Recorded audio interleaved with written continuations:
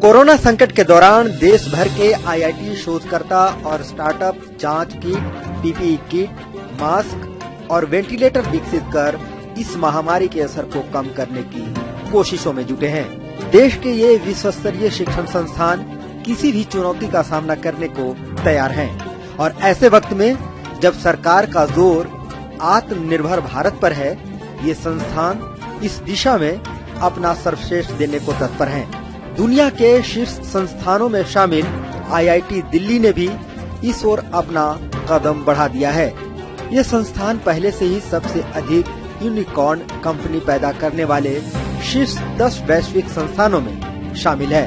IIT Delhi is helping Government of India and our Honorable Prime Minister in the Government of India's Atmanirbhar initiatives. And at IIT Delhi, we are taking many steps right now to turn our students into job providers rather than remaining as job seekers. So there are a lot of initiatives that we have launched in the institute towards making this a possibility.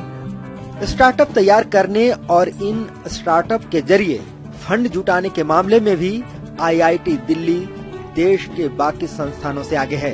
शोध और अनुसंधान कार्यों पर संस्थान ने पिछले कुछ वर्षों के दौरान 350 करोड़ रुपए खर्च किए हैं।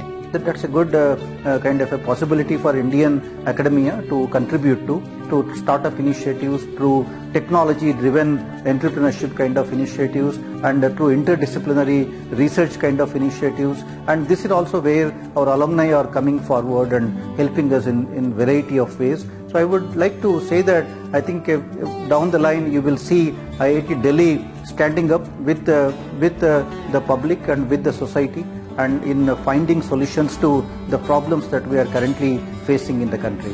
आईआईटी दिल्ली के कैंपस में स्थापित होने वाले रिसर्च पार्क में उद्योग जगत के साथ मिलकर शोध कार्य होंगे और यहाँ एक वक्त में 100 से भी अधिक स्टार्टअप तैयार किए जा सकेंगे। आईआईटी दिल्ली का लक्ष्य अगले साल से हर साल 200 से अधिक शोध कार्यों को पेटेंट कराने का है, जो फिलहाल 150 पेटेंट प्रति वर्ष हैं।